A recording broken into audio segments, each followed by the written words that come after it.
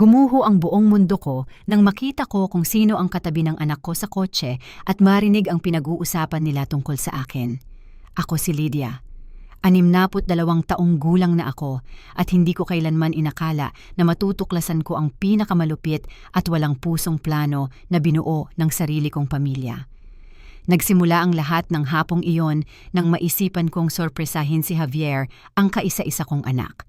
Ginawa ko ang paborito niyang dessert at gusto ko sanang dalhin sa opisina niya para pasayahin ang araw niya. Pagpasok ko sa parking lot, nakita ko ang silver na sedan niya na nakaparada sa isang sulok. May naisip akong kalokohan na nagpangiti sa akin na parang bata. Magtatago ako sa likod na upuan para sorpresahin siya pagbalik niya. Tahimik akong pumasok sa kotse, na buti na lang ay hindi nakalock at yumuko sa likod ng mga upuan sa harap. Kumakabog ang puso ko sa excitement.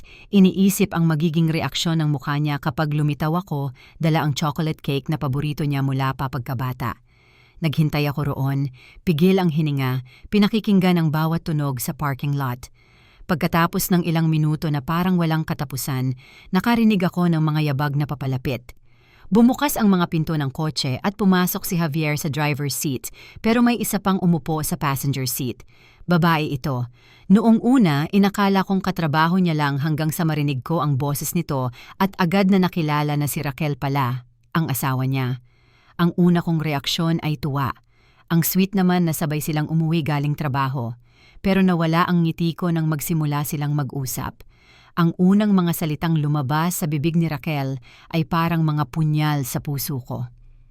Siguradong sigurado ka ba na walang maghihinala kapag nangyari na yon? Tanong niya sa isang malamig na boses na ngayon ko lang narinig mula sa kanya. Raquel, napag-usapan na natin to ng 1,000 beses. Perpekto ang plano. Magkakaroon si Mama ng isang napakanatural at kapani-paniwalang aksidente. Walang magtatanong kapag ang isang babaeng kaedad niya ay nadulas sa hagdanan ng luma niyang bahay. Sagot ni Javier sa isang tono na nanlamig sa buong katawan ko. Tila nawalan ng hangin ang aking mga baga. Hindi maari ang naririnig ko. Ang anak ko, ang kaisa-isa kong anak, ang lalaking pinalaki kong mag-isa matapos mamatay ang ama niya noong 8 taong gulang pa lang siya, ay nagpaplanong patayin ako. At pagkatapos ng libing, kapag kalmado na ang lahat, pwede na nating ibenta ang lumang bahay na yon at lumipat sa subdivision na lagi nating pinapangarap. Sa 200,000 dolyar na halaga ng property na yon, kasama pa ang mga naipon niya, mabubuhay na tayo tulad ng lagi nating pinapangarap, patuloy ni Raquel na may masamang kagalakan sa kanyang boses. Natulala ang isip ko. Ang bahay na tinawag niyang luma ay ang lugar kung saan isinakripisyo ko ang lahat para maibigay kay Javier ang pinakamagandang buhay. Bawat silid ay may alaala ng mga gabing walang tulog noong may sakit siya, ng mga kaarawan na ipinagdiwang ng may kaunting pera pero maraming pagmamahal, ng mga hapon na sabay kaming gumagawa ng homework sa mesa sa kusina. Kasama naman natin sina Alvin at Patricia, di ba? Tanong ni Javier. At nang marinig ko ang mga pangalang iyon, lalo pang nadurog ang puso ko. Si Alvin ang kuya ko at si Patricia, ang asawa niya, ay kasama rin pala sa demonyong sabuatan na ito. Oo naman, desperado na ang tito mo sa pera mula nang mawalan siya ng trabaho. At si Patricia, hindi tumitigil sa pagpapaalala sa akin na laging napakadamot ng nanay mo sa kanila. Sabi niya, oras na para makuha ng pamilya ang nararapat para sa kanila. Sagot ni Raquel na may paghamak, madamot. Ang salitang iyon ay umaling-awngaw sa isip ko na parang masakit na anino. Nagtrabaho ako sa paglilinis ng mga bahay mula pa noong 18 anyos ako para suportahan ang anak ko. Ibinenta ko pa ang mga alahas ko noong kasal para mabayaran ang tuition niya sa kolehiyo. Hindi ako bumili ng bagong damit para lang magkaroon siya ng lahat ng kailangan niya. Malaking tulong din ang life insurance. Isa pa yung 100,000 dolyar na makukuha natin ng walang problema, dagdag ni Javier. At sa sandaling iyon, alam kong wala nang natira sa mabait na batang pinalaki ko. Nagsimulang tumulo ang aking mga luha habang nananatili akong nakayuko, nagdarasal na sana'y hindi nila ako matuklasan. Nanginginig ang katawan ko. Hindi lang sa takot, kundi sa isang kalungkutan na sobrang lalim na parang mabibiyak ako sa dalawa. Nagpatuloy ang usapan nila ng ilang minuto pa, idinetalye ang bawat aspeto ng planong pagpatay sa akin. Pinag-isipan nila ang lahat, ang eksaktong sandali, kung paano ito magmumukhang aksidente, at kung paano sila aarte sa libing para magmukhang nagdadalamhati. Nang sa wakas ay bumaba na sila ng kotse at umalis na, parang walang nangyari, naghintay pa ako ng 10 minuto bago ako naglakas loob na gumalaw. Lumabas ako sa kotseng iyon na isang ganap na ibang babae mula sa pumasok. Ang mapagmahal at mapagtiwalang ina ay namatay sa likod na upuan na iyon. Naglakad ako papunta sa luma kong kotse na nanginginig ang mga binti. Alam kong kailangan kong gumawa ng desisyon na magbabago sa lahat magpakailanman. Nagmaneho ako pauwi sa estado ng lubos na pagkabigla na may mga luhang lumalabo sa aking mga mata at pusong durog na durog. Hindi ako makapaniwala sa aking narinig. Ang sarili kong anak, ang dahilan ng aking pag-iral, ay gustong pumatay sa akin para sa pera. Pero para lubos na maunawaan ang pagtataksil na ito, kailangan kong ikwento sa inyo kung paano kami nakarating dito. Dahil ang kwento namin ni Javier ay nagsimula 35 taon na ang nakalipas nang isilang siya sa gitna ng matinding kahirapan. Ang kanyang ama, si Robert, ay namatay sa isang aksidente sa construction noong si Javier ay 8 taong gulang pa lamang. Iniwan niya kami ng walang insurance, walang ipon, wala kundi isang maliit at napakalumang bahay na binili namin ng may malaking sakripisyo. Sa isang iglap, naging single mother ako na may anak na kailangang suportahan at walang formal na edukasyon maliban sa high school. Nagsimula akong magtrabaho sa paglilinis ng mga bahay sa edad na 20. Gumigising ako araw-araw ng 5:00 ng umaga, naghahanda ng almusal para kay Javier, ihahatid siya sa eskwela at pagkatapos ay iikot sa buong syudad para maglinis ng mga opisina, bahay, apartment, kahit ano basta't makapag-uwi ng pera. Naging magaspang ang mga kamay ko dahil sa mga kemikal sa paglilinis. Nabaluktot ang likod ko sa pagbubuhat ng mabibigat na timba, pero hindi ako kailanman nagreklamo. Matalinong bata si Javier, laging nangunguna sa kanyang klase. Palaging sinasabi sa akin ng mga guro niya na mayroon siyang magandang kinabukasan na kailangan kong siguraduhin na makakapagkolehiyo siya. Ang mga salitang iyon ang naging misyon ng buhay ko. Bawat dolyar na kinikita ko, masugid kong iniipon para sa kanyang edukasyon. Noong 15 anyos siya, kailangan niya ng computer para sa mga school project niya. Lahat ng ibang mga ina ay madaling maibili ang kanilang mga anak. Pero para sa akin, katumbas iyon ng 3 buwang trabaho. Ibinenta ko ang wedding ring ko, ang tanging mahalagang alaala na mayroon ako kay Robert, para maibili siya ng computer na iyon. Hindi nalaman ni Javier ang sakripisyo kong iyon at hindi ko sinabi sa kanya dahil ayaw kong makonsensya siya. Noong senior year niya sa high school, nagsimulang magpadala sa amin ang mga pribadong unibersidad ng impormasyon tungkol sa kanilang mga law program. Nagpa siya si Javier na gusto niyang maging abogado at handa akong gawin ang lahat para matupad ang pangarap na iyon. Ang tuition ay 20,000 dolyar bawat taon, isang kayamanan para sa isang babaeng tulad ko. Kinausap ko ang kapatid kong si Alvin para humingi ng tulong. Mayroon siyang magandang trabaho sa isang insurance company at komportableng namumuhay kasama si Patricia. Ipinaliwanag ko sa kanya ang sitwasyon. Nagmakaawa akong pahiramin niya ako kahit isang bahagi lang ng pera, nangangakong babayaran ito na may interes. Ang sagot niya ay malupit at direkta. Lydia, hindi ko pwedeng isugal ang mga ipon ko sa mga imposibleng pangarap ng anak mo.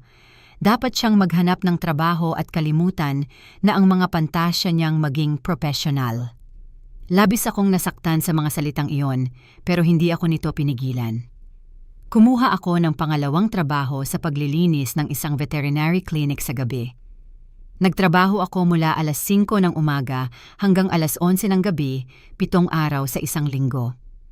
Pagod na pagod ang katawan ko, pero hindi matitinag ang determinasyon ko. Nagsimula rin akong magbenta ng mga lutong bahay tuwing weekend. Naghanda ako ng tamales, empanada, cake, kahit ano na pwedeng makapagbigay ng dagdag na kita. Tumutulong si Javier minsan, pero mas gusto kong mag-focus siya sa pag-aaral. Ang trabaho mo ay mag-aral, anak. Iwan mo na sa akin ang iba, lagi kong sinasabi sa kanya. Sa wakas ay naipon ko ang pera para sa kanyang unang taon sa kolehiyo. Noong araw na sinamahan ko siyang mag-enroll, umiyak ako ng luha ng kaligayahan nang makita ang pangalan niya sa mga opisyal na dokumento. Magiging abogado ang anak ko. Lahat ng sakripisyo ko ay nagbunga. Ang mga taon sa kolehiyo, ang pinakamahirap sa buhay ko. Nagtrabaho ako hanggang 14 na oras sa isang araw para mapanatiling updated ang mga bayarin. May mga buwan na halos wala akong pambili ng pagkain, pero laging sinisigurado kong mayroon si Javier ng lahat ng kailangan niya. Mga libro, gamit, pera para sa mga social outing. Ayaw kong maramdaman niyang iba siya sa mga kaklase niyang galing sa mayayamang pamilya. Noong junior year niya, nagsimulang makipag-date si Javier kay Raquel, isang kaklase na galing sa isang napakayamang pamilya.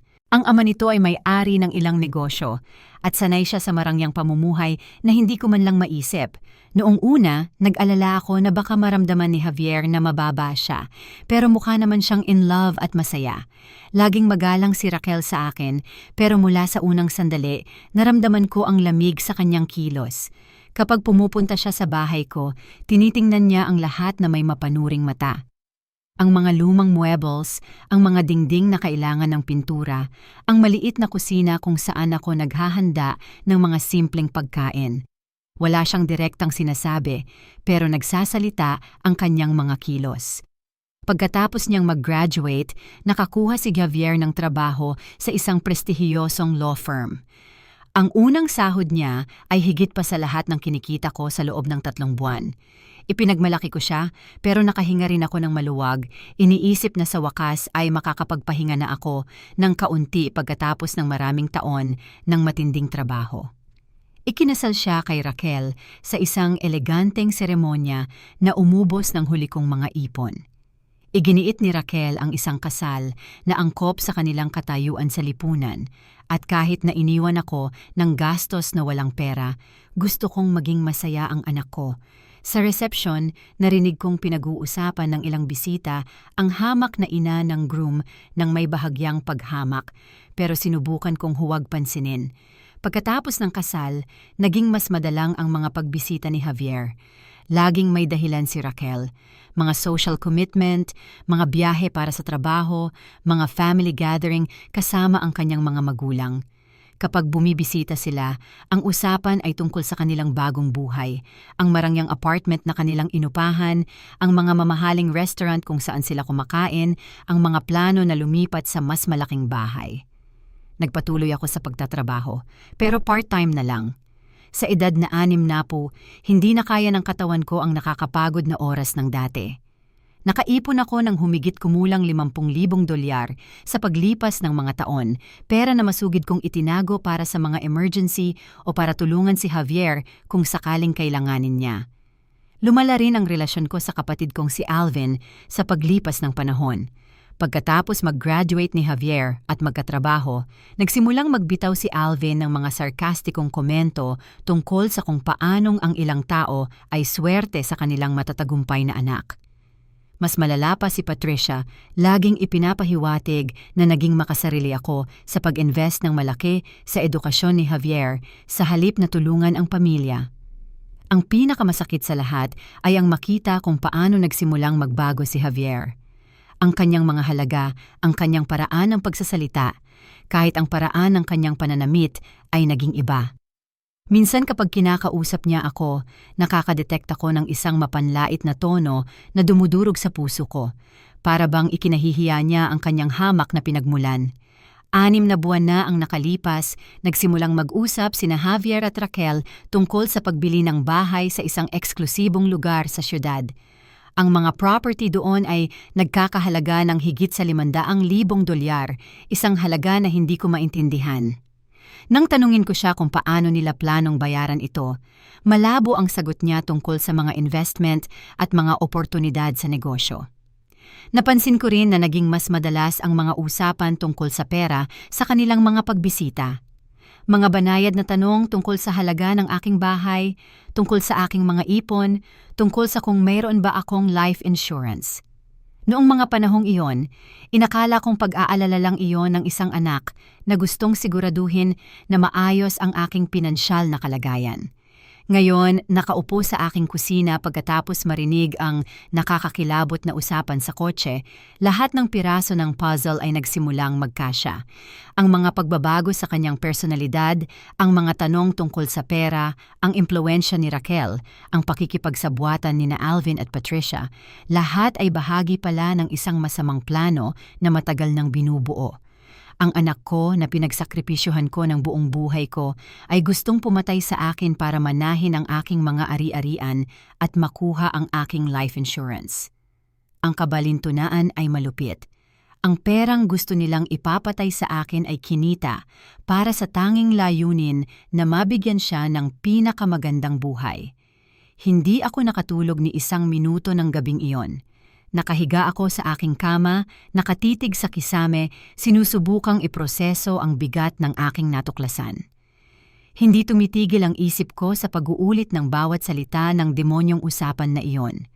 Paulit-ulit, naririnig ko ang malamig na boses ni Raquel na pinag-uusapan ang aking kamatayan na parang isang transaksyon sa negosyo at ang boses ng aking anak, ang sarili kong anak na sumasang-ayon sa mga detalye ng aking pagpatay.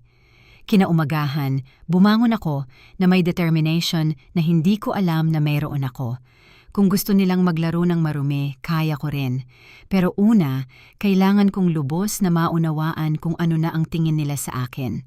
Nagpasya akong gawin ang isang bagay na hindi ko pa nagawa sa buong buhay ko. Manmanan ang sarili kong pamilya. Sa mga sumunod na araw, sinimulan kong obserbahan ang mga kilos ni Javier at Raquel. Maingat akong nagpa-park malapit sa kanilang apartment sa umaga, sinusundan sila sa malayo kapag lumalabas, at binibigyang pansin ang bawat detalye ng kanilang mga usapan kapag bumibisita sila sa akin. Ang natuklasan ko ay lalo pang nagpakilabot sa akin.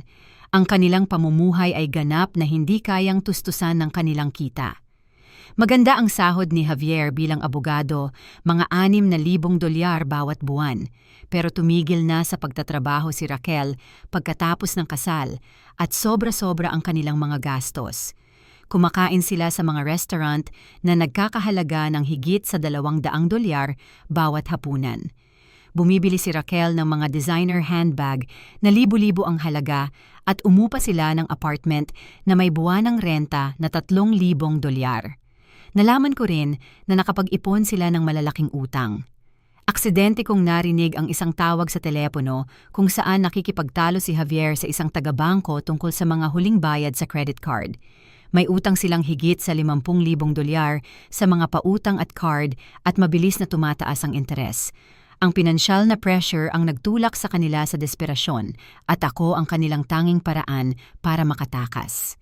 Ang aking bahay na tinatayang $200,000, ang aking life insurance policy na $100,000 at ang aking mga ipon na $50,000 ay eksaktong halaga na kailangan nila para iligtas ang kanilang sitwasyon sa pananalapi at bilhin ang kanilang pangarap na bahay.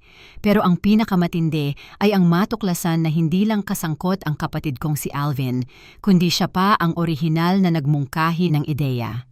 Isang hapon, habang naglilinis ako sa opisina kung saan nagtatrabaho si Patricia, narinig ko ang isang usapan sa telepono na nagpahinto sa aking paghinga. Laging napakadamot ni Lydia sa pera niya, sabi ni Patricia sa kausap niya sa telepono. Tama si Alvin, oras na para makuha ng pamilya ang nararapat sa kanila. Mamamatay din naman ang matandang kuripot na iyon. Bakit pa maghihintay? Kailangan din namin ang perang iyon. Nawalan ng trabaho si Alvin 3 buwan na ang nakalipas at hindi namin nabayaran ang mortgage. Napatigil ako sa likod ng pinto ng kanyang opisina. Nawalan ng trabaho ang kapatid ko at wala siyang sinabi sa akin.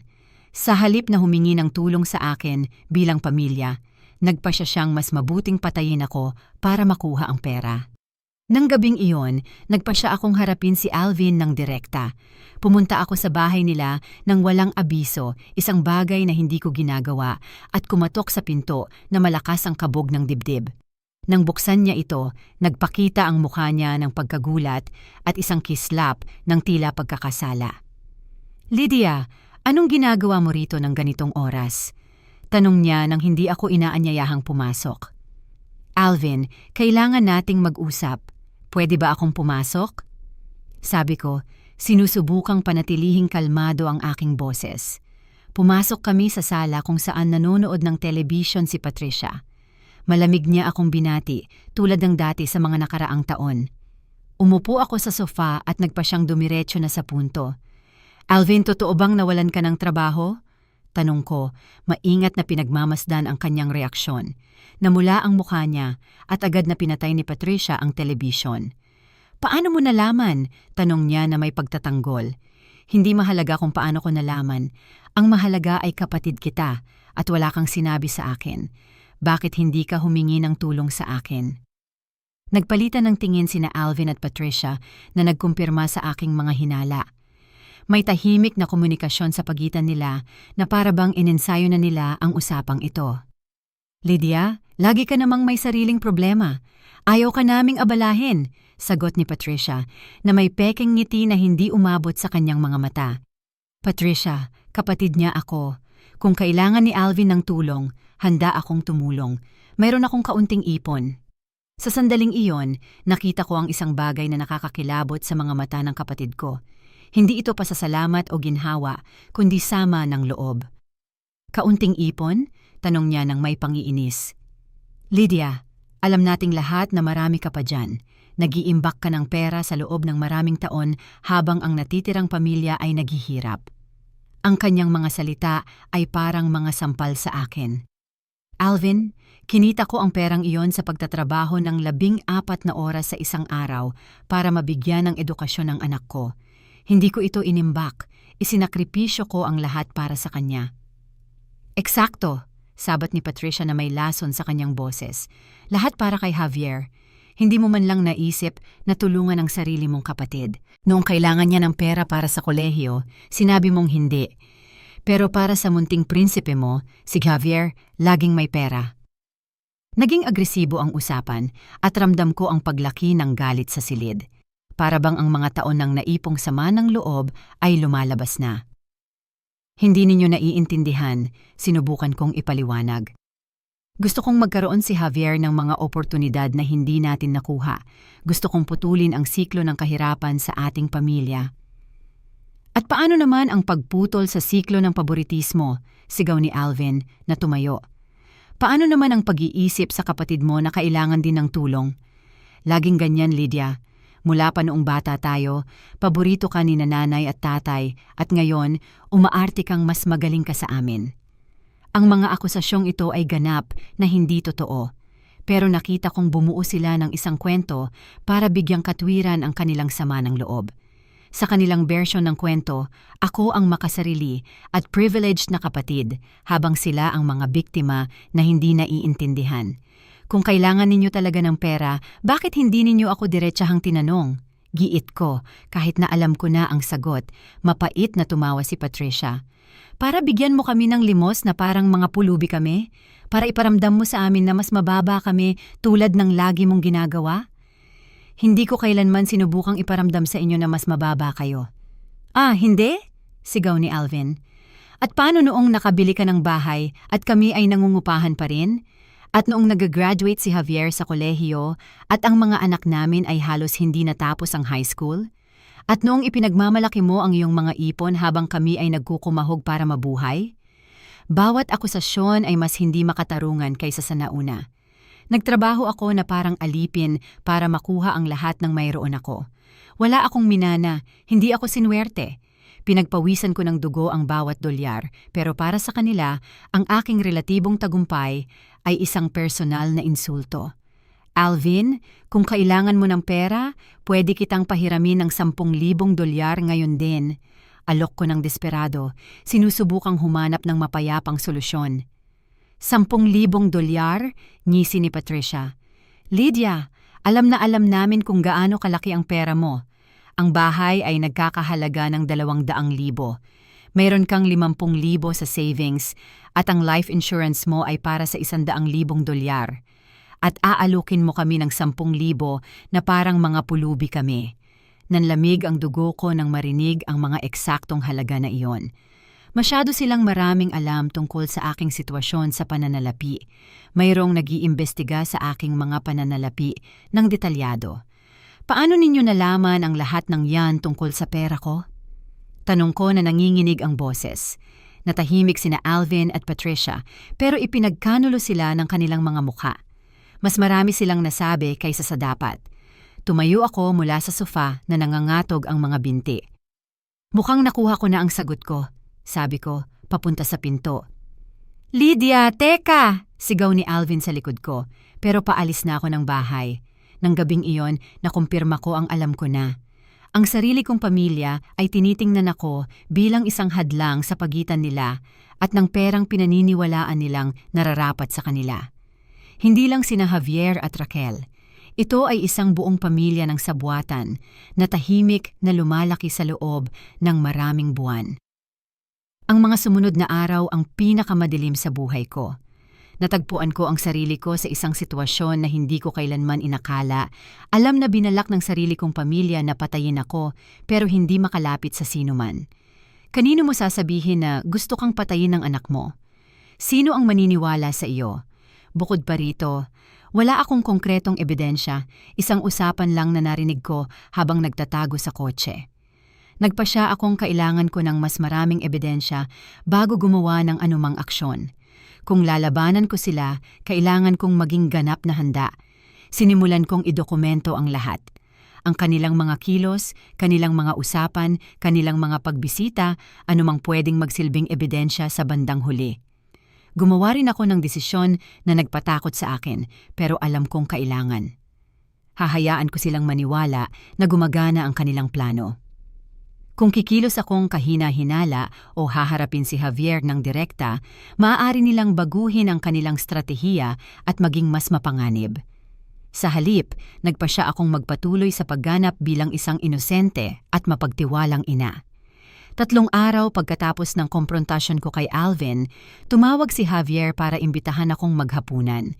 Ang boses niya ay tila napaka-affectionate sa telepono na nagpakilabot sa akin dahil alam ko kung ano talaga ang iniisip niya sa akin. Ma, gusto ka naming dalhin ni Raquel sa Italian restaurant na gusto mo, sabi niya sa matamis na tono. Matagal-tagal na rin tayong hindi lumalabas bilang pamilya. Ang restaurant na tinukoy niya ay isang beses lang naming pinuntahan, mahigit 1 taon na ang nakalipas. At hindi ko naman gaanong nagustuhan, pero nagpanggap akong tuwang-tuwa. Ang sweet naman anak, gusto ko yan. Perfect. Susunduin ka namin sa Biyernes ng 7:00. At ma, isuot mo ang paborito mong berdeng damit. Gusto naming maganda ka. Ang particular na pagbanggit sa damit ko ay tila kakaiba sa akin, pero pumayag ako nang walang tanong. Pagkatapos kong ibaba ang telepono, nagtaka ako kung bakit niya binanggit ang particular na damit na iyon. Iyon ay isang damit na binili ko 2 taon na ang nakalipas, isa sa iilang mamahaling damit na pinayagan kong bilhin sa buong buhay ko. Biyernes ng hapon, maingat akong nag-ayos. Isinuot ko ang berdeng damit tulad ng hiling niya, inayos ang buhok at naglagay ng kaunting makeup. Habang tinitingnan ko ang sarili ko sa salamin, sinubukan kong huwag pansinin ang boses sa aking isipan na nagsasabing maaring ito na ang huli kong hapunan. Dumating sina Javier at Raquel ng eksaktong 7:00. Mukhang kinakabahan si Javier kahit na sinubukan niyang itago ito sa mga pilit ng ngiti at mababaw na komento tungkol sa panahon. Si Raquel naman ay tila ganap na kalmado, halos masaya pa na mas lalo kong ikinabahala. Papunta sa restaurant, ang usapan ay kakaibang formal. Nag-usap sila tungkol sa trabaho ni Javier, sa ilang di umanong plano sa bakasyon, tungkol sa kahit ano maliban sa amin bilang pamilya. Automatiko akong sumasagot, pero ang isip ko ay ganap na nakatuon sa pag-obserba sa bawat detalye ng kanilang kilos. Sa restaurant, iginiit ni Raquel na i-order ko ang pinakamahal na pagkain sa menu. Lydia, kami ang magbabayad ng lahat ngayong gabi. Mag-order ka ng kahit anong gusto mo nang hindi nag-aalala sa presyo, sabi niya na may ngiting hindi umabot sa kanyang mga mata. Sa hapunan, nagsimula silang magtanong ng mga tila kaswal na tanong tungkol sa aking kalusugan. Kumusta ang pakiramdam ko? Nahihilo ba ako? Nahihirapang umakyat sa hagdan? Na-update ko ba ang health insurance ko kamakailan? Ma, nag-aalala kami sa'yo na mag-isang nakatira sa malaking bahay na yan, sabi ni Javier na may nag-aalalang tono. Mataas ang hagdan, paano kung mahulog ka? Naku anak, huwag kang mag-alala. 30 taon na akong nakatira sa bahay na yan. Alam ko bawat baitang ng perpekto, sagot ko. Sinusubukang magtunog na walang pakialam. Pero ma, giit ni Raquel, walang pinipili ang aksidente kung gaano katagal na tayong nakatira sa isang lugar. Siguro dapat mong isaalang-alang na lumipat sa isang apartment na isang palapag lang, mas ligtas para sa isang babaeng kaedad mo. Ang paraan ng pagkakasabi niya ng aksidente ay nagpakilabot sa akin. Para bang sinusubukan niya ang salita, tinitingnan kung paano ito pakinggan. At ma, patuloy ni Javier, naisip mo na bang gumawa ng huling habilin? Alam kong hindi komportable pag-usapan ang mga bagay na ito, pero mahalagang maayos ang lahat. Naroon na. Ang tunay na dahilan ng hapunan na ito. Gusto nilang siguraduhin na updated ang huling habilin bago nila ako patayin. Well, meron akong basic na huling habilin na ginawa ko ilang taon na ang nakalipas. Bahagya akong nagsinungaling. Sa'yo ko iiwan ang lahat, syempre. Nakita kong nagpalitan ng mabilis na tingin sina Javier at Raquel na may kasiyahan. 1 segundo lang ang tingin na yon, pero sapat na para kumpirmahin ang lahat ng hinala ko. Mabuti yan, ma, pero siguro dapat mong ipa-review sa isang abogado. Nagbabago ang mga batas at gusto naming siguraduhin na masusunod ang mga hiling mo ng eksakto, sabi ni Javier sa isang profesional na tono. Sa katunayan, dagdag ni Raquel, pwede kang tulungan ni Javier dyan. Dahil abogado siya, masisigurado niyang perpekto ang lahat. Ang kabalintunaan ay nakakakilabot. Ang anak ko na nagpaplanong pumatay sa akin ay gustong siya ang gumawa ng huling habilin na makikinabang sa kanya pagkatapos ng aking kamatayan. Pagkatapos ng hapunan, iginiit nilang ihatid ako pa uwi. Sa biyahe, naging mas masama ang usapan. Nagsimula silang mag-usap tungkol sa kung ano ang mangyayari sa iba't ibang hypothetical na sitwasyon. Ma, kung may mangyari sa'yo, sabi ni Javier na may tila nag-aalalang boses. Mayroon ka bang particular na gusto naming gawin sa iyong mga personal na gamit? Bakit ka nagsasalita ng mga malulungkot na bagay? Tanong ko, nagkukunwaring naiinis. Plano kong mabuhay pa ng maraming taon. Siyempre, ma. Mabilis na sabi ni Raquel. Gusto lang naming maging handa kung sakali. Iyon ang responsableng gawin. Pagdating namin sa bahay ko, may kakaibang nangyari. Sa halip na magpaalam sa pinto tulad ng dati, iginiit nilang ihatid ako sa loob. Tulungan ka na namin sa hagdan, ma. Madilim at baka matisod ka, sabi ni Javier, hinawakan ang braso ko. Habang paakyat kami sa hagdan patungo sa aking pinto, naramdaman kong tinitingnan nila ang bawat baitang, bawat hawakan, bawat posibleng punto kung saan maaaring maganap ang isang aksidente. Para bang nagsasagawa sila ng reconnaissance ng crime scene. Pagkapasok, nagsimulang maglakad-lakad si Raquel sa bahay na para bang ini-inspection ito. Lydia, dapat kang maglagay ng mas magandang ilaw sa mga hagdan na ito. Napakadelikado sa dilim. At ma, dagdag ni Javier, itong rug sa itaas ng hagdan ay medyo maluwag. Madali kang matitisod dyan. Bawat komento ay isa pang mas malalim na saksak sa aking puso. Hindi lang nila pinaplano na patayin ako, kundi narito sila sa sarili kong bahay, kinakalkula kung paano eksaktong gagawin ito. Pagkaalis nila, nanatili akong gising buong gabi, nanginginig, hindi lang sa takot, kundi sa isang kalungkutan na sobrang lalim na pisikal na masakit. Nasa bahay ko ang anak ko, naghapunan kasama ko, nagpanggap na nag-aalala sa aking kalagayan, habang pinaplano ang aking kamatayan. Nang gabing iyon, ginawa ko ang pinakamahirap na desisyon sa buhay ko.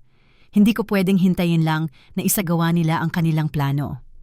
Hindi ko pwedeng ipagpatuloy ang pamumuhay sa patuloy na takot na bawat araw ay maaaring ang huli ko na. Kailangan kong kumilos. Pero sa paraang hindi nila inaasahan. Kung gusto nilang maaksidente ako, iyon mismo ang makukuha nila. Pero ito ay isang aksidente na ganap kong kontrolado. Sinimulan kong planuhin ang sarili kong peking kamatayan. Ang pagpaplano ng sarili kong kamatayan ay ang pinaka-surreal at nakakatakot na karanasan sa buhay ko. Sa loob ng maraming araw, nanatili akong gising na iniisip ang bawat detalye, bawat posibleng pagkakamali, lahat ng paraan kung paano maaaring magkamali ang plano ko. Pero alam kong ito ang tanging paraan para ilantad ang aking pamilya at iligtas ang sarili kong buhay. Una, kailangan ko ng tulong. At mayroon lang isang tao sa mundo na lubos kong pinagkakatiwalaan. Ang kapitbahay kong si Beatrice. Siya ay 70 taong gulang, naging nurse sa buong buhay niya, at naging malapit kaming magkaibigan sa loob ng mahigit 20 taon. Kung may makakatulong sa akin sa imposibleng planong ito, siya iyon. Isang umaga, pagkatapos siguraduhin na walang nakatingin sa akin, pumunta ako sa bahay niya na malakas ang kabog ng dibdib. Nang buksan niya ang pinto, agad niyang napansin ang aking balisang estado. "Lydia, anong problema? Ang sama ng itsura mo," sabi niya. Inaanyayahan akong pumasok. Umupo kami sa kanyang kusina kung saan daan-daang beses na kaming nagkape sa paglipas ng mga taon. Pero ang usapang ito ay magiging iba sa lahat. "Beatrice, ang sasabihin ko sa iyo ay parang kabaliwan, pero kailangan mong makinig ng mabuti." Nagsimula ako sa nanginginig na boses. Ikinuwento ko sa kanya ang lahat mula sa usapang narinig ko sa kotse hanggang sa masamang hapunan, mula sa komprontasyon sa kapatid ko hanggang sa mga kakaibang pagbisita sa bahay ko. Tahimik na nakinig si Beatrice, pero nakita kong nagbago ang kanyang ekspresyon mula sa pagkagulat hanggang sa takot at sa wakas, sa galit. "Diyos ko, Lydia, ito ay halimaw," sabi niya. Sa wakas ay hinawakan ang aking mga kamay. "Beatrice, kailangan ko ang tulong mo. May plano ako, pero hindi ko kayang gawin mag-isa." Ipinaliwanag ko sa kanya ang aking ideya. Ipepeke ko ang sarili kong kamatayan sa paraang napakakumbinsi na kahit ang mga paramedic ay maniniwalang namatay ako. Si Beatrice, sa kanyang kaalaman sa medisina, ay makakatulong sa akin na isimulate ang vital signs ng isang namatay na tao ng sapat na katagal para ideklara akong patay at simulan ang mga pamamaraan. "Lydia, alam mo ba kung gaano ito kapanganib? Kung may magkamali, kung hindi, mamamatay ako ng totoo," putol ko sa kanya. "May plano na sila, oras na lang ang hinihintay." Ipinikit ni Beatrice ang kanyang mga mata, nag-iisip ng malalim. "Kakailanganin natin ng mga particular na gamot.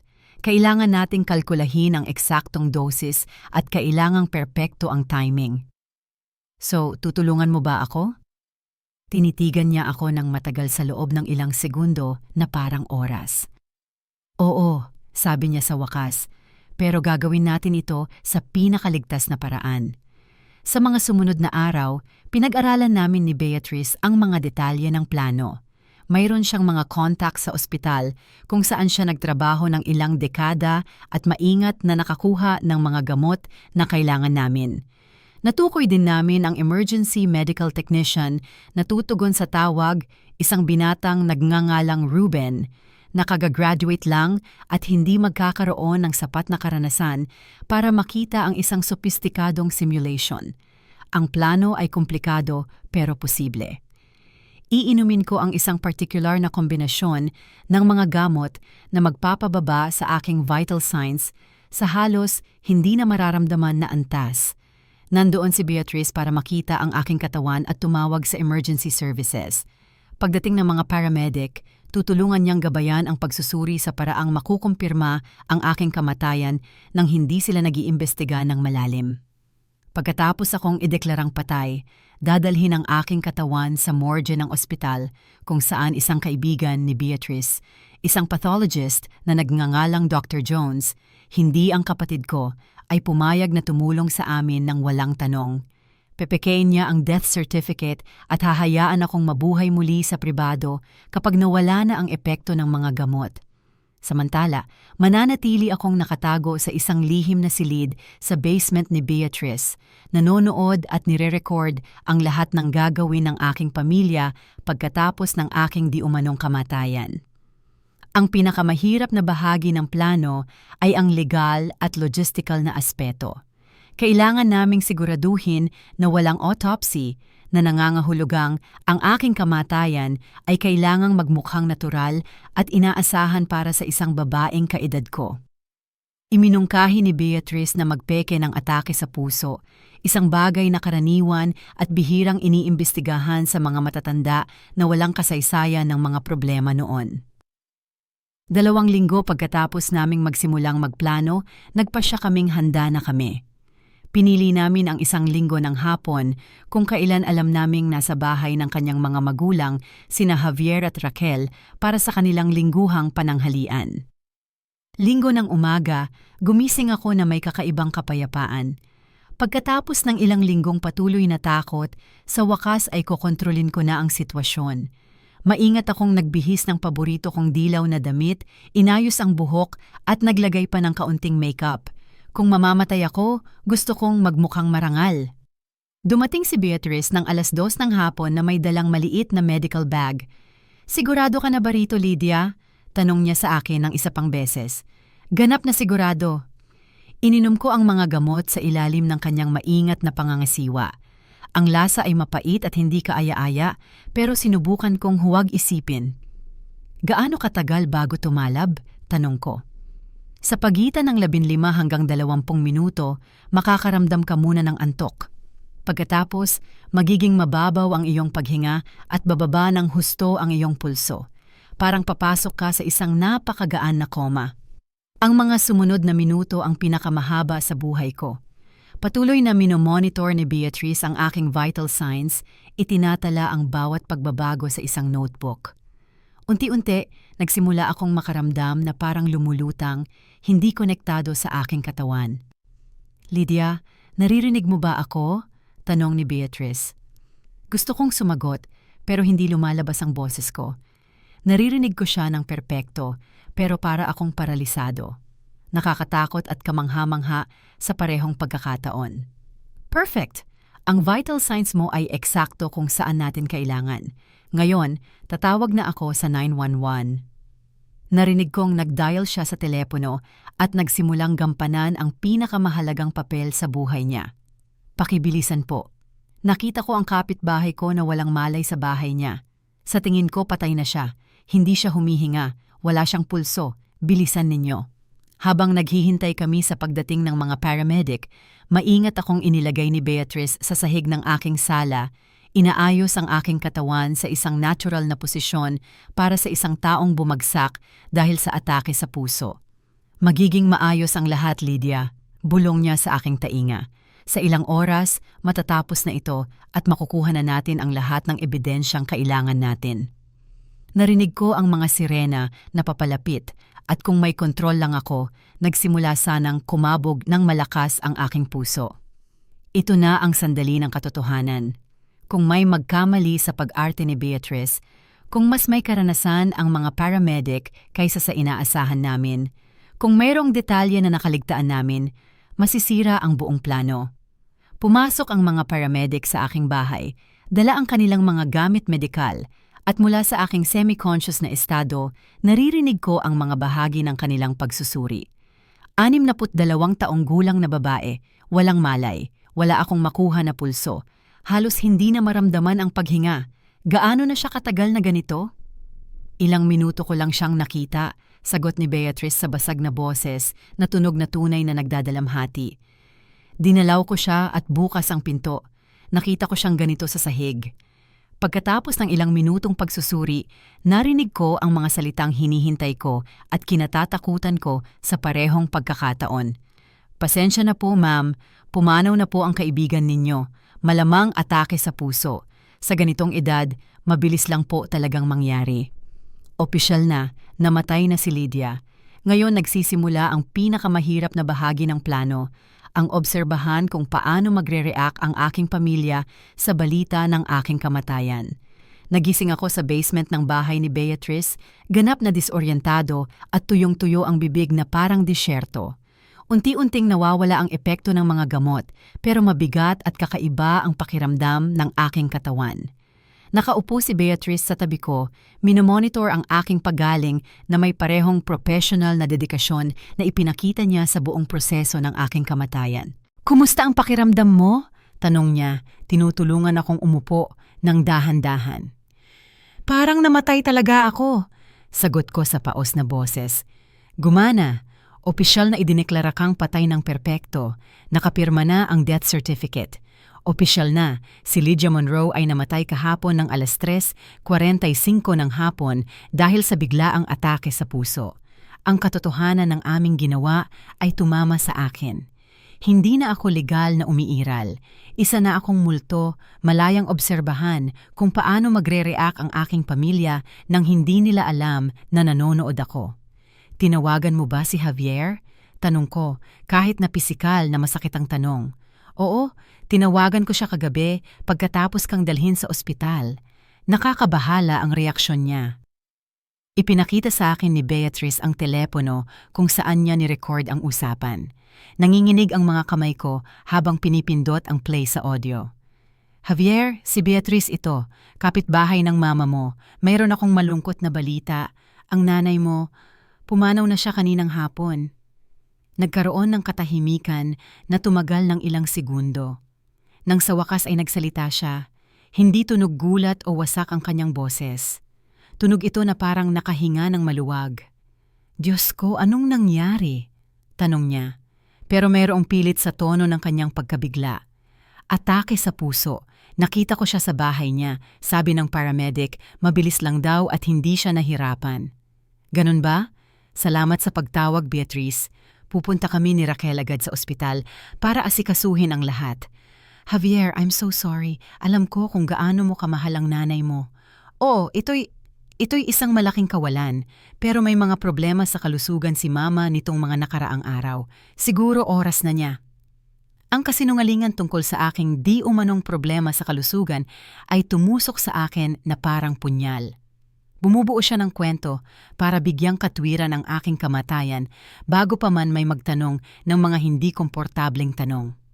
Pagkatapos pakinggan ang recording, hindi ko napigilan ang aking mga luha. Ang lamig sa kanyang boses, ang dali ng pagtanggap niya sa balita, ang kasinungalingan tungkol sa aking kalusugan. Lahat ay nagkumpirma na talagang pinaplano nila ang aking kamatayan. "Mayroon pa," mahinang sabi ni Beatrice. "Nag-install ako ng mga hidden camera sa bahay mo bago ka mamatay. Gusto kong makuha ang reaksyon nila kapag kinuha na nila ang mga gamit mo." Ipinakita niya sa akin ang kanyang laptop kung saan may access siya sa mga camera sa real time. Sa screen, nakita ko ang sarili kong sala, walang laman at tahimik. Kakaibang makita ang bahay ko mula sa ganitong perspektibo, alam na hindi na ito teknikal na akin. "Kailan sa tingin mo sila darating?" tanong ko. "Malamang ngayon. Hindi naman naghihintay ng matagal ang mga tao para kunin ang mga gamit ng namatay, lalo na kapag pera ang usapan. Hindi kami naghintay ng matagal. Bandang tanghali, narinig namin ang tunog ng mga susi sa kandado ng bahay ko. Magkasamang pumasok sina Javier, Raquel, Alvin at Patricia na parang isang well-coordinated na team. Ang sumunod kong nakita ay dumurog sa aking kaluluwa.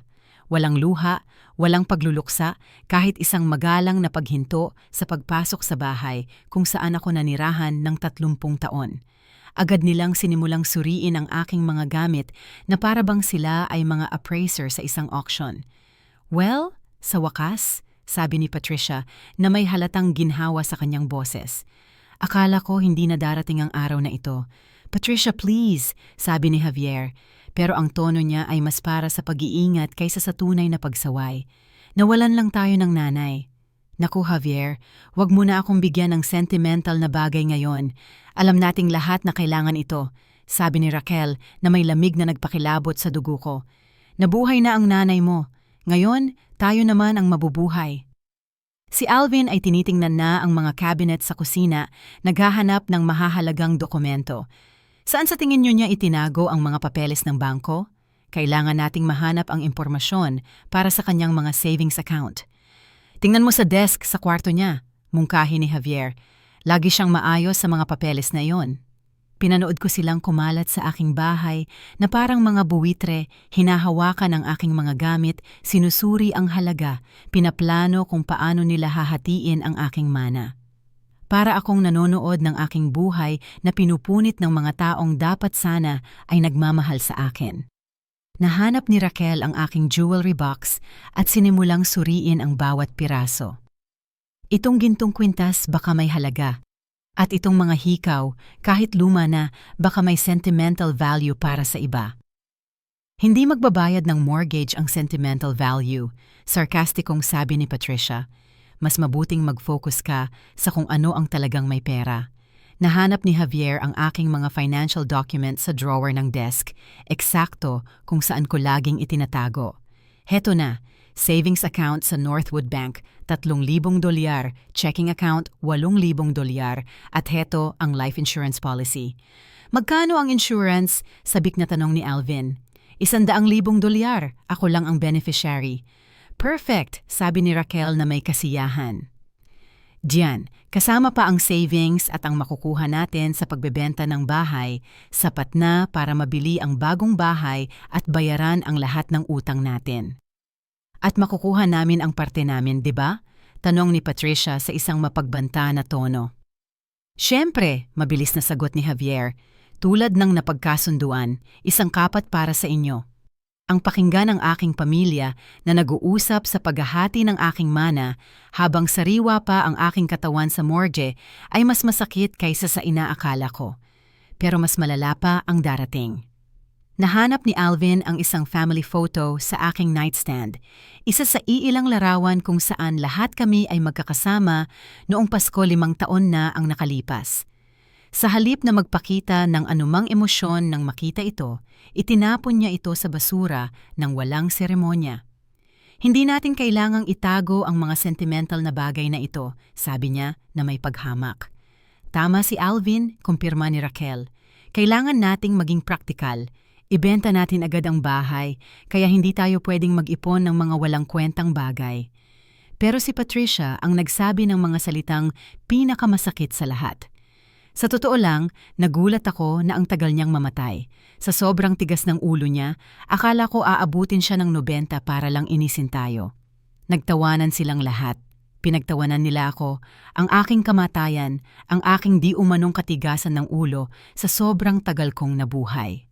Sa sandaling iyon, anumang duda na mayroon ako tungkol sa katarungan ng aking plano ay ganap na nawala. Kinuha ni Javier ang kanyang telepono at nagsimulang tumawag. Morrison Real Estate Agency. Si Javier Ruiz ito. Kailangan kong papuntahin kayo para i-appraise ang isang bahay para sa mabilisang pagbebenta. Oo, urgent ito. Pumanaw kahapon ang may-ari. Gusto naming mailagay sa market ngayong linggo. Hindi man lang sila nagplano ng isang marangal na libing. Nang tanungin ni Raquel ang tungkol sa mga arrangement sa libing, sumagot si Javier, simpleng cremation, walang lamay, walang seremonya, mas mura at mas mabilis. At kung may magtanong kung bakit walang lamay, tanong ni Alvin, sasabihin nating huling habilin niya iyon na gusto niya ng simple at pribado, sagot ni Javier ng walang pag-aalinlangan. Ninanakaw nila kahit ang aking dignidad sa kamatayan. Walang pagkakataon para sa aking iilang kaibigan na magpaalam. Walang pagkilala sa aking buhay na puno ng sakripisyo. Walang anuman kundi isang mabilis at hindi kilalang cremation. 3 oras silang nasa bahay ko. Kinakatalog ang bawat mahalagang bagay, pinaplano ang pagbebenta, ipinamamahagi ang aking mga gamit na para bang mga spoils of war. Nang sa wakas ay umalis sila, ang aking tahanan ay ganap na nalapastangan. Nang gabing iyon, habang paulit-ulit kong pinapanood ang mga recording, ginawa ko ang aking huling desisyon. Hindi sapat na ilantad ang kanilang plano sa pagpatay. Kailangan kong pagbayarin sila sa bawat malupit na salita, sa bawat sandali ng kalamigan, sa bawat piraso ng aking buhay na sinira nila sa kanilang kasakiman. Beatrice, sabi ko na may determinasyon, kailangan kong tulungan mo ako sa pangalawang bahagi ng plano. Anong nasa isip mo? Tanong niya, kahit na sa kanyang ekspresyon, nakikita kong alam na niyang ito ay isang bagay na dramatiko. Babangon ako mula sa mga patay sa pinaka nakakahiyang sandali para sa kanilang lahat. At kapag ginawa ko iyon, sisiguraduhin kong malalaman ng buong mundo kung anong klaseng mga tao talaga sila. Naniniwala ang pamilya ko na nanalo sila sa loto sa aking pagkamatay. Hindi nila alam na ang totoong loto ay nagsisimula pa lang at tumaya sila sa maling numero. Ang mga sumunod na araw ay isang emosyonal na roller coaster na nagdala sa akin mula sa pinakamalalim na galit hanggang sa isang matibay na determinasyon na hindi ko alam na mayroon ako. Mula sa aking pinagtataguan sa basement ni Beatrice, patuloy kong pinanood ang bawat kilos ng aking pamilya sa pamamagitan ng mga hidden camera.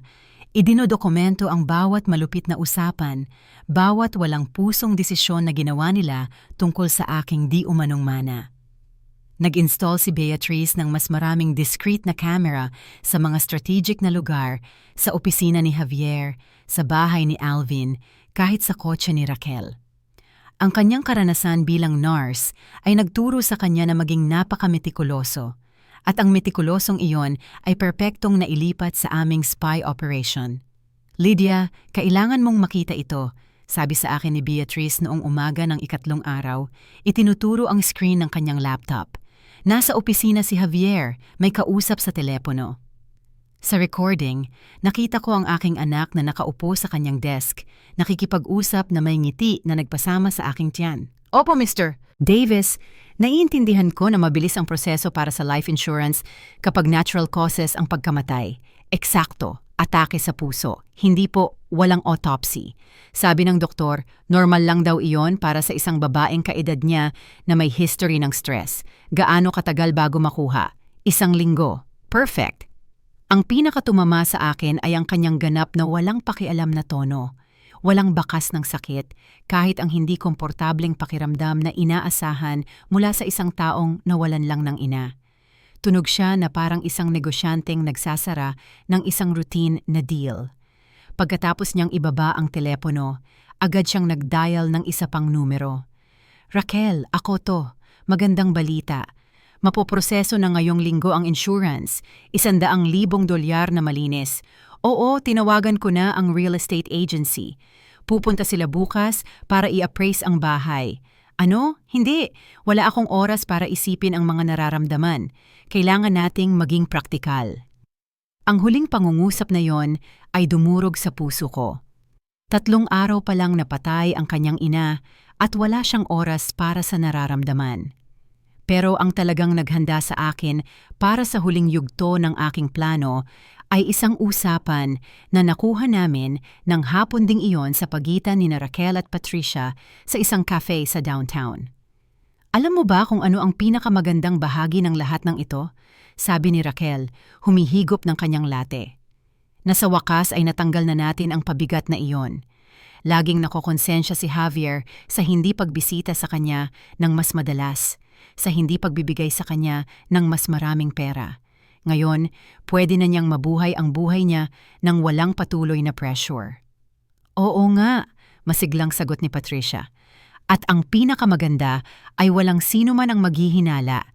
Perpektong plano ni Alvin, isang matandang babae sa kanyang 60s na namatay sa atake sa puso. Sino ang magtatanong doon?" "Eksakto. At ngayon lahat tayo panalo. Makakabili na kayo ni Javier ng pangarap niyong bahay. Makakabayad na si Alvin sa mga utang niya. At sa wakas ay hindi ko na kailangang magpanggap na gusto ko ang matandang masungit na iyon." Ang marinig si Raquel na tawagin akong matandang masungit pagkatapos ng maraming taon na turing ko sa kanya ay parang anak ay ang huling patak.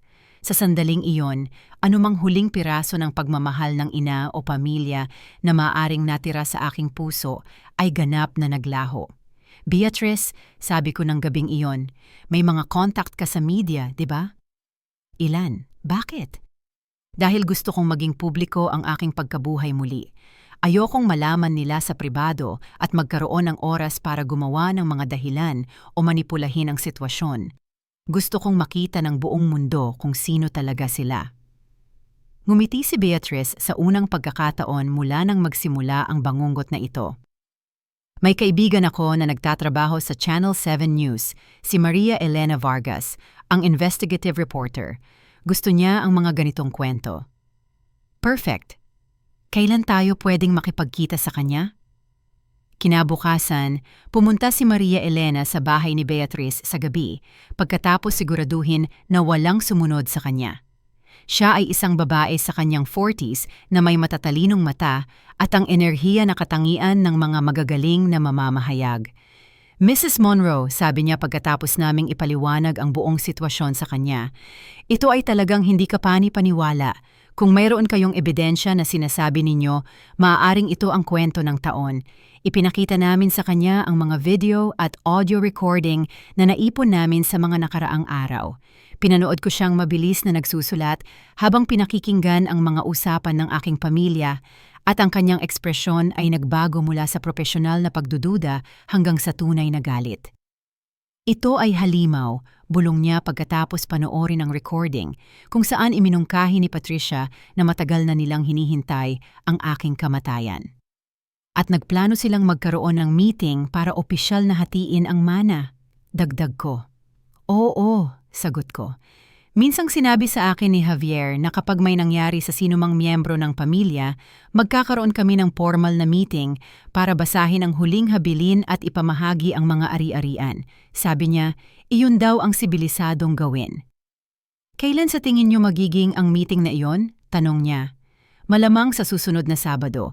Iyon kasi ang araw na karaniwang available ang buong pamilya. Isinara ni Maria Elena ang kanyang notebook at diretsong tumingin sa aking mga mata. Mrs. Monroe, kung gagawin natin ito, walang atrasan. Kapag naere na ito, magbabago magpakailanman ang buhay ninyo at ng inyong pamilya. Nagbago na sila magpakailanman noong araw na nagpasya silang patayin ako para sa pera. Sagot ko ng walang pag-aalinlangan. Ngayon, gusto kong malaman ng buong mundo kung anong klaseng mga tao talaga sila. Sa mga sumunod na araw, inihanda ni Maria Elena at ng kanyang team ang lahat para sa tinawag nilang pinakadramatikong pagkabuhay muli sa kasaysayan ng lokal na telebisyon.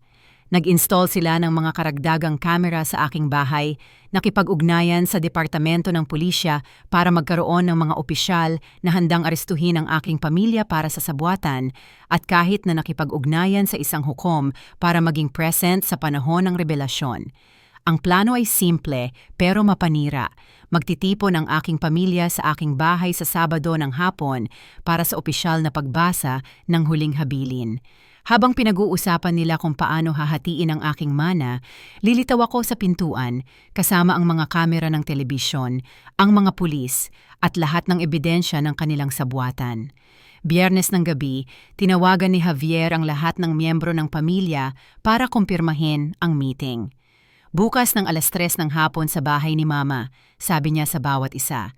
Magdala ng ID dahil kailangang i-verify ng abogado kung sino ang mga legal na tagapagmana. Nagalit ako sa kasinungalingan tungkol sa abogado. Walang abogado. Inimbento lang nila ang dahilan na iyon para magmukhang mas opisyal at legal ang meeting. Nang gabing iyon, halos hindi ako makatulog. Pero hindi dahil sa kaba, kundi dahil sa pananabik.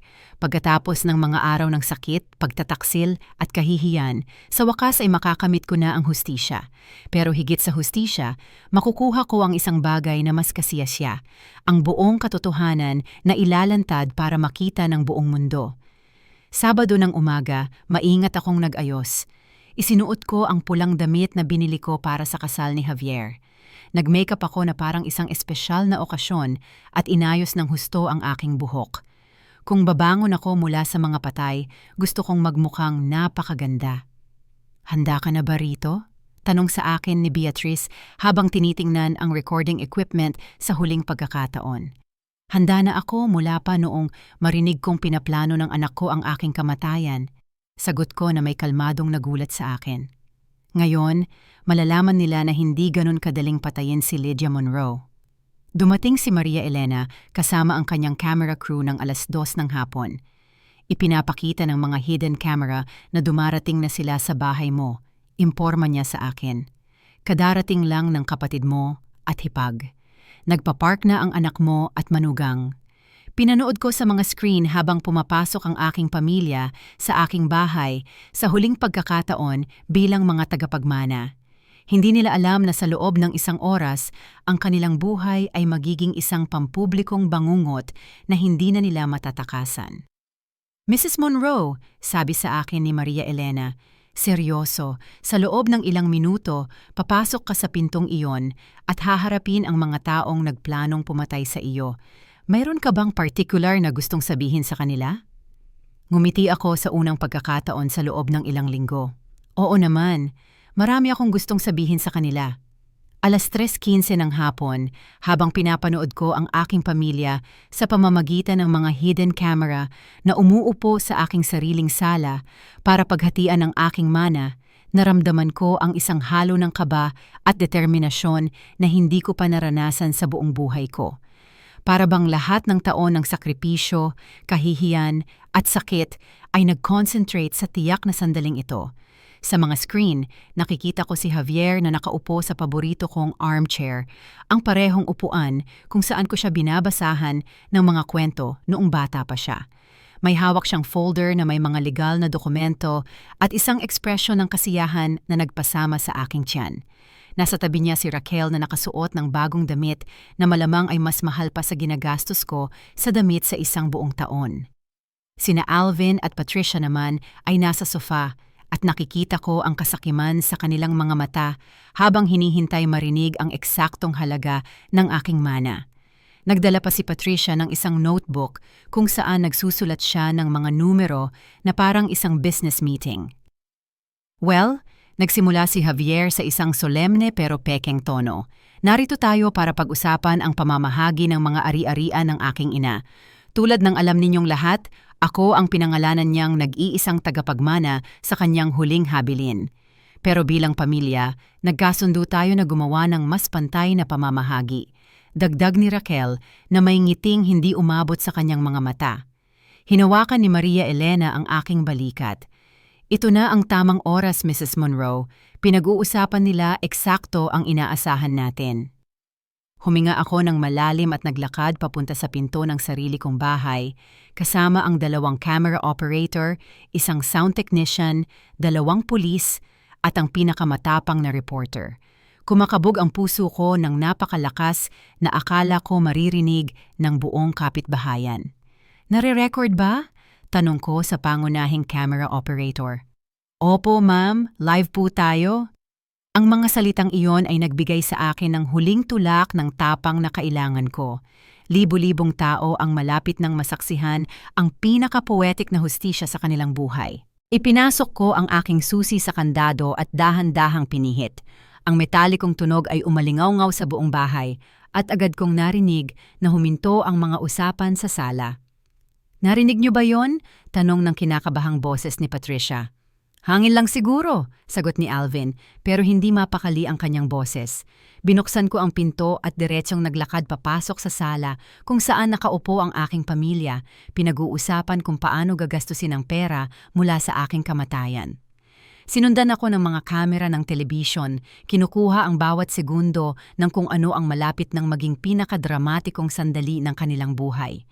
Nang lumitaw ako sa pintuan ng sala, ang katahimikan na sumunod ay ganap at nakakatakot.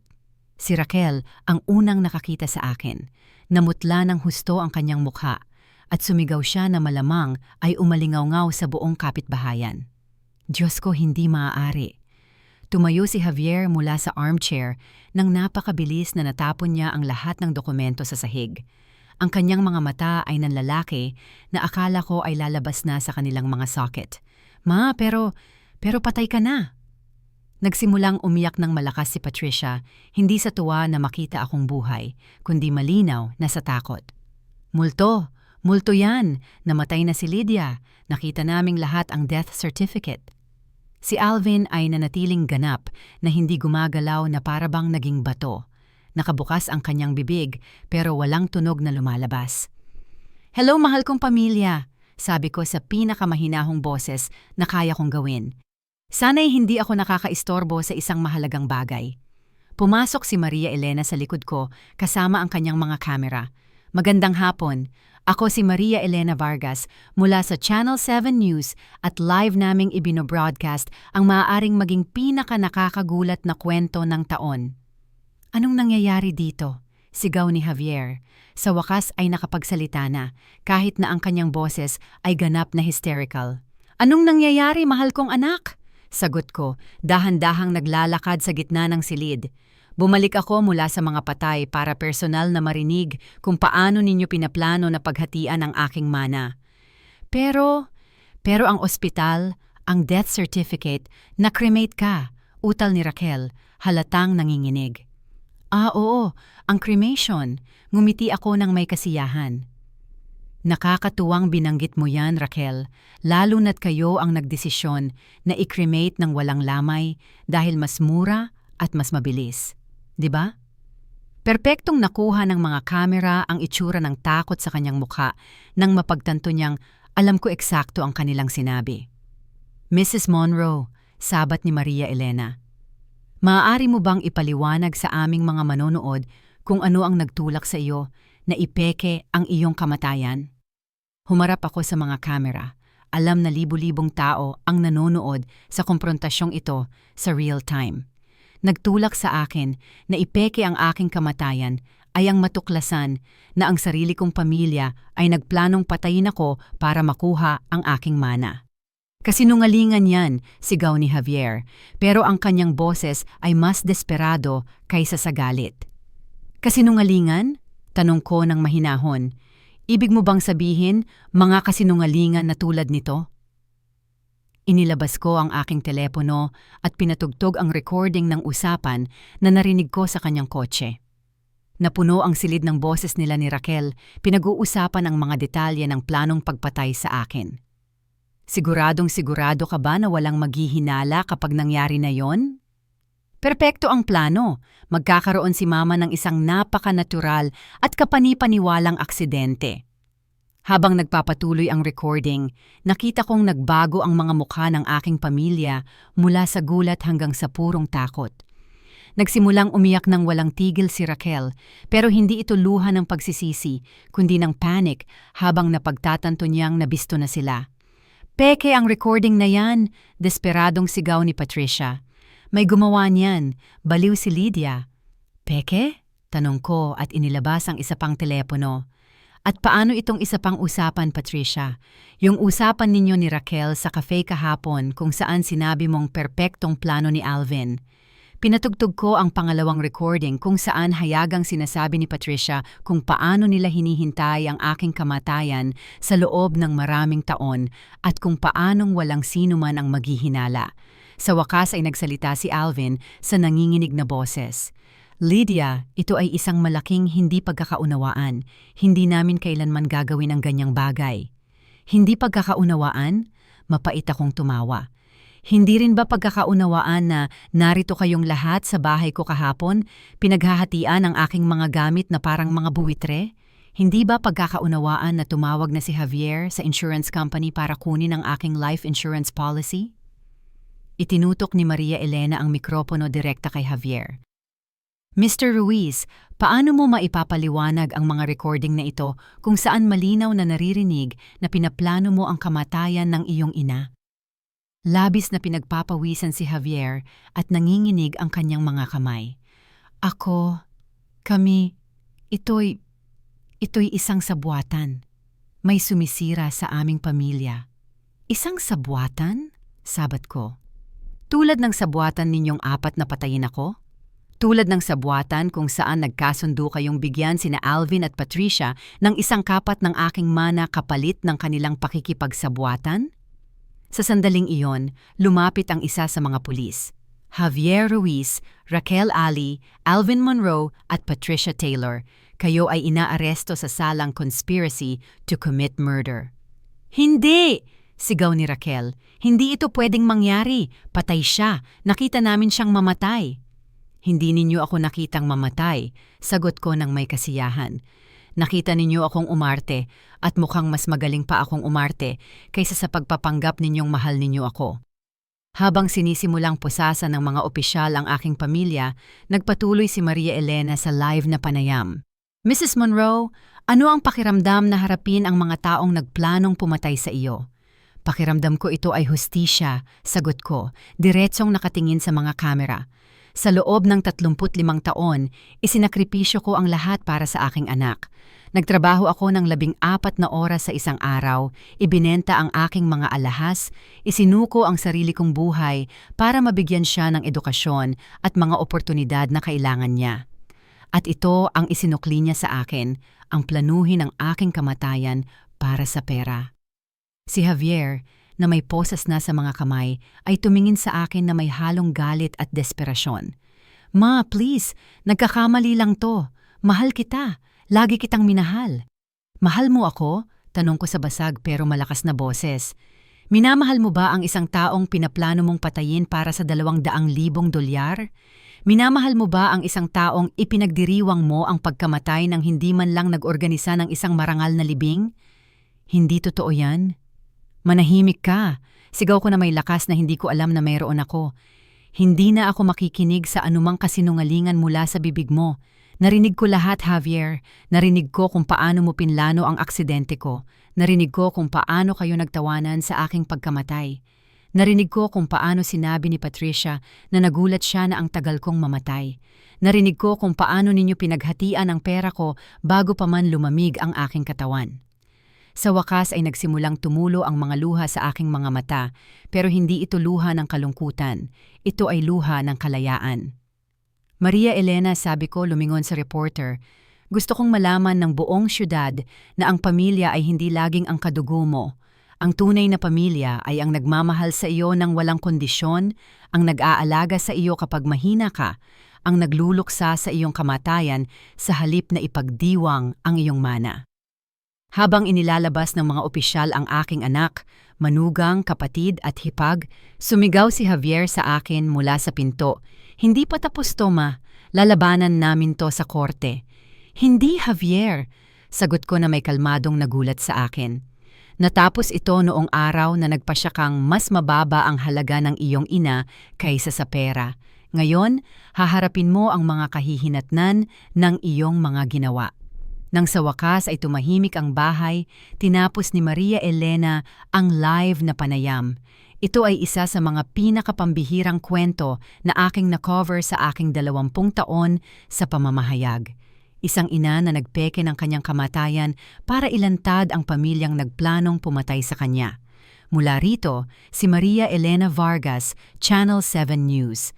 Napaupo ako sa paborito kong armchair, ang parehong upuan kung saan nakaupo si Javier na pinaplano ang aking mana 1 oras lang ang nakalipas. Sa unang pagkakataon sa loob ng ilang linggo, naramdaman ko ang tunay na kapayapaan. Pumasok si Beatrice at umupo sa tabi ko. "Kumusta ang pakiramdam mo?"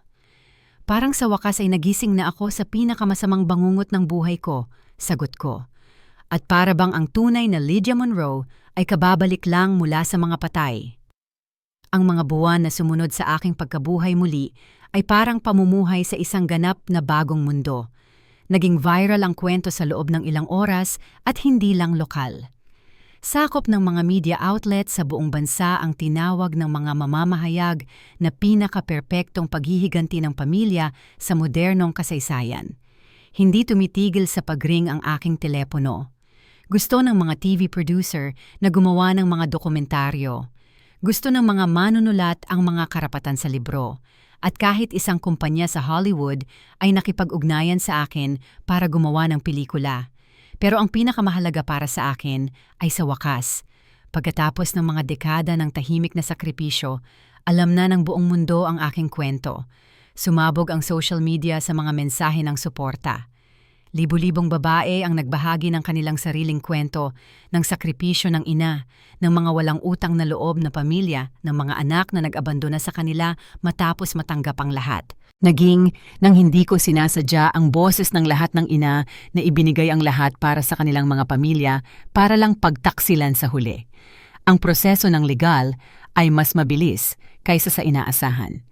Ang mga recording na naipon namin ni Beatrice ay hindi matututulang ebidensya ng sabwatan. Sina Javier, Raquel, Alvin at Patricia ay formal na kinasuhan ng conspiracy to commit first-degree murder, insurance fraud at pagpaplano ng homicide para sa pinansyal na pakinabang. Sa mga pagdinig, sinubukan ng kanilang mga abogado na sabihin na ang mga recording ay iligal na nakuha. Pero nagpasya ang hukom na dahil ito ay sa sarili kong bahay at sarili kong mga usapan na na-record, walang paglabag sa privacy. Bukod pa rito, ang katotohanan na pinaplano nila ang aking kamatayan ay nagbibigay katwiran sa anumang paraan na kailangan para protektahan ang aking buhay. Ang pinakamasakit sa akin sa panahon ng paglilitis ay ang marinig si Javier sa stand na sinusubukang bigyang katwiran ang kanyang mga ginawa. Ang kanyang abogado ay bumuo ng isang depensa batay sa ideya na ako ay isang kontrolado at mapanlinlang na ina na emosyonal na nag-blackmail sa aking anak sa buong buhay niya. Ang aking kliyente ay nakaramdam na nakakulong sa patuloy na mga hinihingi ng isang ina na hindi kailanman nasisiyahan sa anuman, sabi ng abogado. Ginamit ni Mrs. Monroe ang kanyang sakripisyo bilang isang emosyonal na sandata laban sa kanyang anak. Pinaparamdam sa kanya na may kasalanan sa pagnanais na magkaroon ng sariling buhay. Ang marinig ang mga kasinungalingang iyon sa isang korte ay muling dumurog sa aking puso. Ginawa nilang isang bagay na nakakalason at mapanlinlang ang aking walang kondisyong pagmamahal at mga sakripisyo. Sa kanilang kwento, ako ang kontrabida at sila ang mga biktima ng aking di umanong pagkaina na mapaniil. Pero nang ako na ang tumestigo, nagkaroon ako ng pagkakataon na sabihin ang aking panig. Sa isang matatag pero emosyonal na boses, isinalaysay ko ang bawat sakripisyo, bawat gabing walang tulog, bawat dagdag na trabaho na kinuha ko para mabigyan si Javier ng pinakamagandang buhay. Inilarawan ko kung paano ko ibinenta ang aking wedding ring para maibili siya ng kanyang unang computer, kung paano ako nagtrabaho ng 14 na oras sa isang araw para mabayaran ang kanyang kolehiyo, kung paano ko isinuko ang sarili kong kaligayahan para masigurado ang kanya. Your Honor, sabi ko, diretsong nakatingin sa hukom, hindi ko kailanman binlackmail ang aking anak sa aking sakripisyo. Sa katunayan, sinubukan kong itago ito sa kanya para hindi siya makonsensya. Gusto kong maging malaya siyang mabuhay, maging masaya, magsimula ng sariling pamilya. Ang tanging hindi ko inakala ay ang kalayaan na iyon ay mangangahulugan ng pagpaplano ng aking kamatayan. Ang pinakadramatikong sandali ng paglilitis ay nang ipatugtog ng taga-usig ang kumpletong mga recording ng lahat ng usapan na nakuha namin. Ang marinig muli ang mga malamig na boses na iyon na pinag-uusapan ang planong pagpatay sa akin, ngayon ay sa isang korte na puno ng mga tao ay nakawasak pero nakapagpalaya rin. Nang ipatugtog nila ang recording kung saan sinabi ni Patricia na nagulat siya na ang tagal kong mamatay, nakita ko ang ilang miyembro ng hurado na nagpupunas ng luha. Nang ipatugtog nila ang bahagi kung saan tinukoy ako ni Raquel bilang pabigat na iyon na sa wakas ay natanggal na nila, kahit ang hukom ay kailangang huminto para kumalma. Umiyak si Javier sa bahaging iyon ng paglilitis, pero hindi ako sigurado kung ito ay luha ng tunay na pagsisisi o simpleng takot sa mga kahihinatnan na kanyang hinaharap. Lumabas ang mga hatol pagkatapos lamang ng 3 oras ng deliberasyon ng hurado, guilty sa lahat ng kaso. Si Javier ay sinentensyahan ng 20 taon sa bilangguan. Nakatanggap si Raquel ng 15 taon, si Alvin ng 12 taon at si Patricia ng 10 taon dahil itinuring na hindi gaanong aktibo sa pagpaplano, pero isang mahalagang kasabwat sa sabwatan. Nang basahin ng hukom ang mga sentensya, wala sa kanila ang tumingin sa akin. Nanatili silang nakayuko, sa wakas ay hinaharap ang katotohanan na ang kanilang mga ginawa ay may tunay at mapanirang kahihinatnan. Pagkatapos ng paglilitis, nilapitan ko si Javier sa huling pagkakataon bago siya dalhin. Anak, mahina kong sabi, gusto kong malaman mo na sa kabila ng lahat ng ginawa mo, mayroon pa ring bahagi sa akin na naaalala ang mabait na batang dati. Tumingin siya sa akin na may mga matang puno ng luha. Ma, sorry. Sorry na sorry. Hindi ko alam kung ano ang nangyari sa akin. Naging isang tao ka na mas pinahalagahan ng pera kaysa sa buhay ng iyong ina. Malungkot kong sagot. Pero baka ang mga tao na ito sa bilangguan ay magbigay sa iyo ng oras para maalala kung sino ka bago ka lamunin ng kasakiman. Iyon ang huling mga salitang nagpalitan kami. Ang mga sumunod na buwan ay tungkol sa isang ganap na pagbabago sa aking buhay. Ibinenta ko ang bahay kung saan ako nanirahan ng 30 taon. Masyado na itong maraming masakit na alaala at hindi ko kayang ipagpatuloy ang pamumuhay sa lugar kung saan pinlano ng aking pamilya ang aking kamatayan. Sa pera mula sa pagbebenta, bumili ako ng isang mas maliit pero magandang bahay sa isang tahimik na kapitbahayan malapit sa bahay ni Beatrice. Gumawa rin ako ng isang desisyon na ganap na nagbago sa aking pananaw sa yaman at pera. Ibinigay ko ang karamihan sa aking mga ipon sa isang foundation na tumutulong sa mga single mother na pondohan ang edukasyon sa kolehiyo ng kanilang mga anak. Kung ang aking pera ang nag-udyok sa aking pamilya na gustuhin akong patayin, gagamitin ko ang parehong pera para gumawa ng mabuti sa mundo. Sa kita mula sa mga karapatan sa aking kwento, nagtatag ako ng isang scholarship fund na nagtataglay ng aking pangalan. Bawat taon, 5 nagtatrabahong ina ang tumatanggap ng buong tulong pinansyal para ipadala ang kanilang mga anak sa kolehiyo. Ito ang aking paraan para siguraduhin na ang aking karanasan, gaano man kasakit, ay makakalikha ng isang bagay na positibo. Pero ang pinakamahalagang pagbabago sa aking buhay ay ang pagtuklas ng isang bagong pamilya. Sa pamamagitan ng mga liham at mensahe na natanggap ko pagkatapos maging publiko ang aking kwento, nakilala ko ang 12-dosenang tao na dumaan sa mga katulad na karanasan. Mga inang pinagtaksilan ng mga walang utang na loob na anak, mga kapatid na inabandona ng mga sakim na kamag-anak, mga matatandang pinagsamantalahan ng sariling pamilya. Bumuo kami ng isang uri ng napiling pamilya, isang support group na regular na nagkikita para magbahagi ng mga kwento, ipagdiwang ang mga tagumpay at paalalahanan ang isa't isa na mayroon pa ring tunay na pag-ibig kahit na hindi ito nanggagaling kung saan natin inaasahan. Isa sa mga taong iyon ay naging napakahalaga sa akin. Si Gabrielle, isang 58 taong gulang na babae, na ang anak ay nag-abandona sa kanya sa isang nursing home pagkatapos kunin ang lahat ng kanyang ipon. Nagkaroon kami ni Gabrielle ng isang pagkakaibigan na napakalalim na naging kapatid ko na siya na laging kong pinangarap. Alam mo ba kung ano ang pinaka-ironic sa lahat ng ito? Sabi sa akin ni Gabrielle isang hapon habang nagkakape kami sa aking bagong kusina. Pinagtaksilan tayo ng ating mga biological na pamilya para sa pera, pero nakahanap tayo ng mas magagandang pamilya nang walang kinalaman ng pera. Tama siya, ang aking bagong buhay ay puno ng mga taong nagmamahal sa akin kung sino ako, hindi kung ano ang mayroon ako. Mga taong nagdiriwang ng aking mga tagumpay nang hindi kinakalkula kung paano sila makikinabang. Mga taong, kapag dumating na ang aking tunay at natural na kamatayan maraming taon mula ngayon, ay magluluksa sa aking pagpanaw sa halip na ipagdiwang ang aking mana. 2 taon pagkatapos ng aking pagkabuhay muli, nakatanggap ako ng sulat mula sa bilangguan.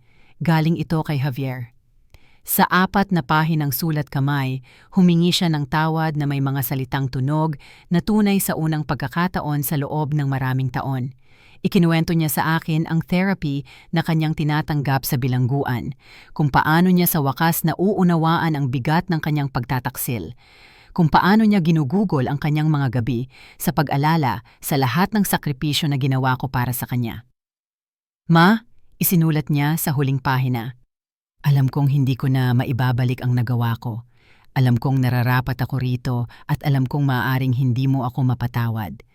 Pero gusto kong malaman mo na bawat araw na ginugugol ko sa seldang ito, naaalala ko ang kahangahangang babae na nagpalaki sa akin at kinamumuhian ko ang sarili ko sa pagiging bulag sa iyong pagmamahal. Binasa ko ang sulat na iyon ng maraming beses sa loob ng ilang linggo, nag-iisip kung sasagutin ko ba o hindi. Sa wakas, nagpasya akong sumulat pabalik, hindi para patawarin siya, kundi para isara na ang kabanatang iyon ng aking buhay.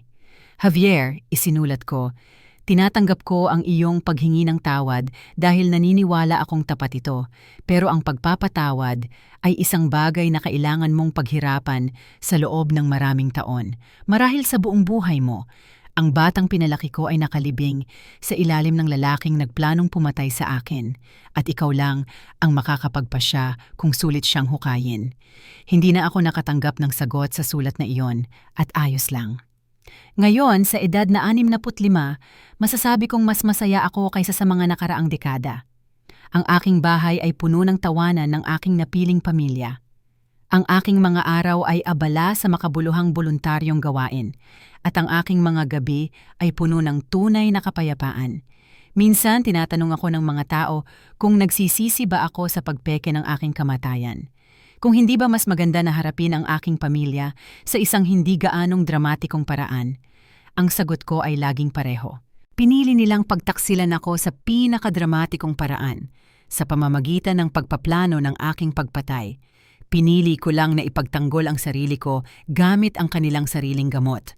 Ang pinakamahalagang aral na natutunan ko sa buong karanasang ito ay ang tunay na pamilya ay hindi natutukoy sa dugong ibinabahagi natin, kundi sa pag-ibig na pinipili nating ibigay sa isa't isa. Pinagtaksilan ako ng aking biological na anak para sa pera, pero nakahanap ako ng mga kapatid, anak, at kahit mga apo sa mga taong pumasok sa aking buhay pagkatapos ng aking pagkabuhay muli.